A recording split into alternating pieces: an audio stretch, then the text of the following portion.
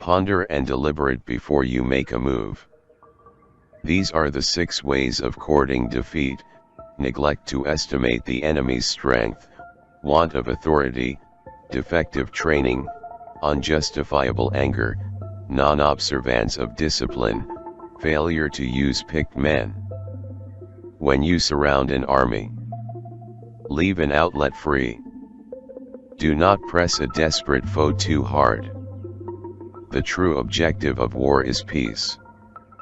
A battle avoided cannot be lost. Do not engage an enemy more powerful than you. And if it is unavoidable and you do have to engage, then make sure you engage it on your terms, not on your enemy's terms. Hence the saying, if you know the enemy and you know yourself, your victory will not stand in doubt. If you know heaven and you know earth, you may make your victory complete.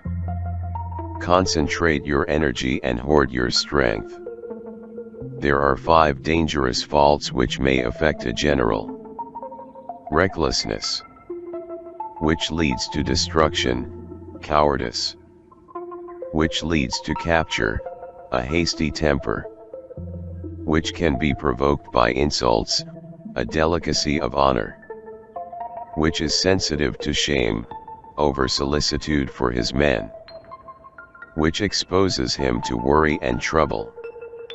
Be extremely subtle, even to the point of formlessness. Be extremely mysterious, even to the point of soundlessness. Thereby you can be the director of the opponent's fate.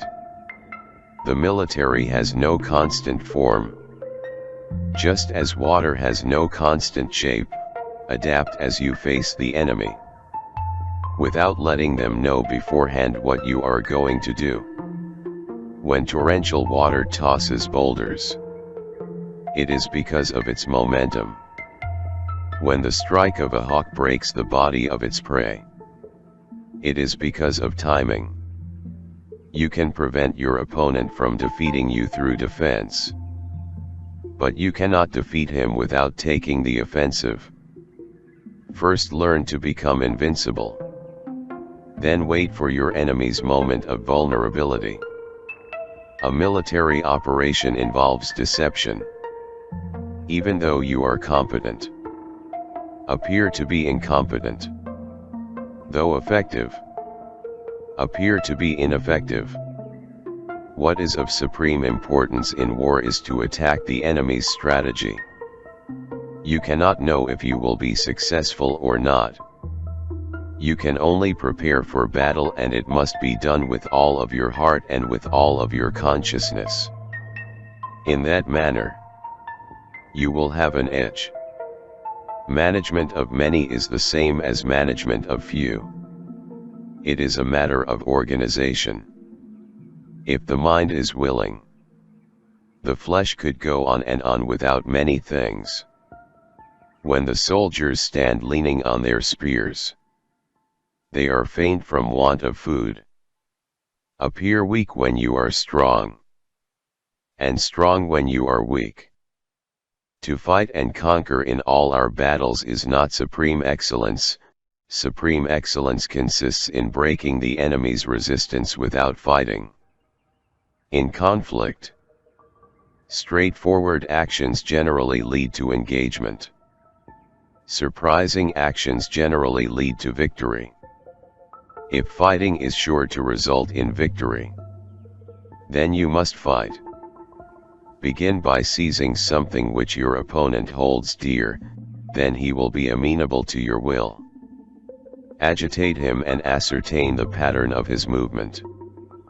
What is essential in war is victory, not prolonged operations. In war, numbers alone confer no advantage. Do not advance relying on sheer military power. Move not unless you see an advantage. Use not your troops unless there is something to be gained. Fight not unless the position is critical. Know thyself. Know thy enemy. 1,000 battles, 1,000 victories. When you know both yourself as well as your competition, you are never in danger. To know yourself and not others gives you half a chance of winning. Knowing neither yourself or your competition puts you in a position to lose.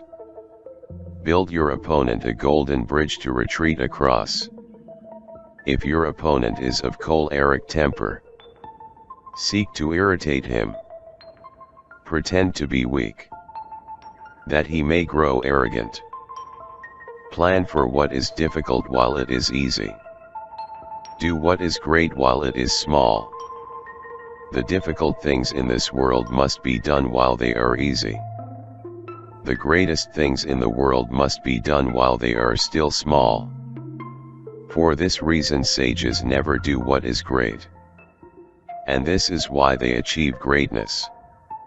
All warfare is based on deception.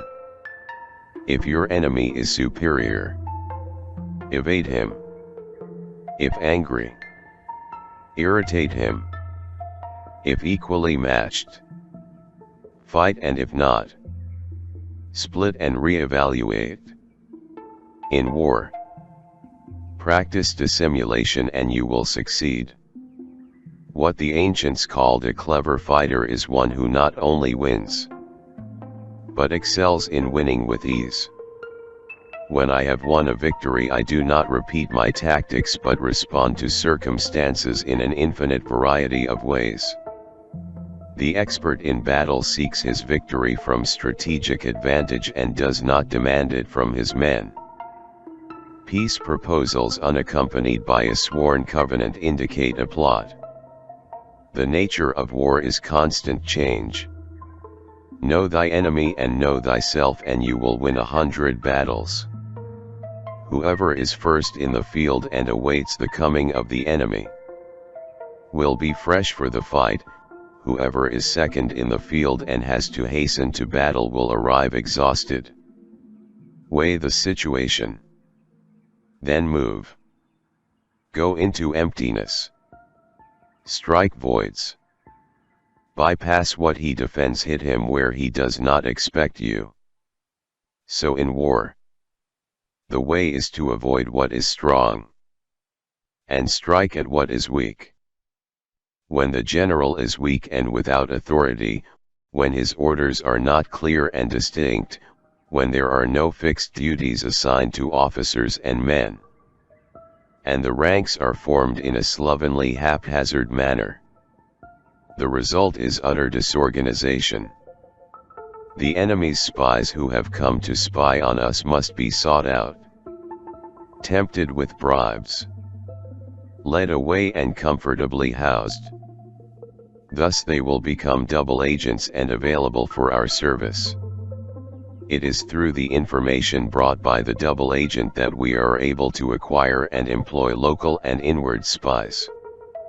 It is owing to his information, again, that we can cause the doomed spy to carry false tidings to the enemy.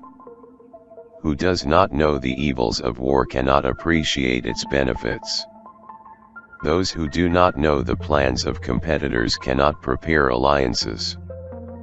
Those who do not know the lay of the land cannot maneuver their forces. Those who do not use local guides cannot take advantage of the ground. The skillful employer of men will employ the wise man, the brave man, the covetous man, and the stupid man. Military tactics are like unto water, for water in its natural course runs away from high places and hastens downwards. Water shapes its course according to the nature of the ground over which it flows. The soldier works out his victory in relation to the foe whom he is facing. Therefore, just as water retains no constant shape, so in warfare there are no constant conditions. He who can modify his tactics in relation to his opponent and thereby succeed in winning may be called a heaven-born captain. When strong, avoid them. If of high morale, depress them. Seem humble to fill them with conceit. If at ease, exhaust them. If united, separate them. Attack their weaknesses. Emerge to their surprise. As water shapes its flow in accordance with the ground, so an army manages its victory in accordance with the situation of the enemy. The opportunity to secure ourselves against defeat lies in our own hands. No ruler should put troops into the field merely to gratify his own spleen. No general should fight a battle simply out of pique. In desperate position, you must fight. He who wishes to fight must first count the cost. When you engage in actual fighting, if victory is long in coming, then men's weapons will grow dull and their ardor will be dampened. If you lay siege to a town, you will exhaust your strength.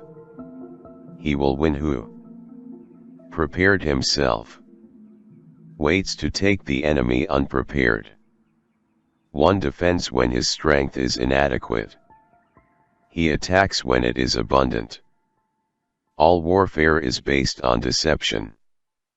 Hence, when able to attack, we must seem unable, when using our forces. We must seem inactive, when we are near. We must make the enemy believe we are far away, when far away. We must make him believe we are near. Thus the expert in battle moves the enemy, and is not moved by him. Rewards for good service should not be deferred a single day. Prohibit the taking of omens, and do away with superstitious doubts. Then, until death itself comes, no calamity need be feared. So a military force has no constant formation. Water has no constant shape. The ability to gain victory by changing and adapting according to the opponent is called genius. If you follow the enemy's shifts and changes, you can always find a way to win. Winning strategists are certain of triumph before seeking a challenge. Losing strategists are certain to challenge before seeking a triumph. He who is prudent and lies in wait for an enemy who is not, will be victorious. One who speaks deferentially but increases his preparations will advance. One who speaks belligerently and advances hastily will retreat. Winning isn't enough.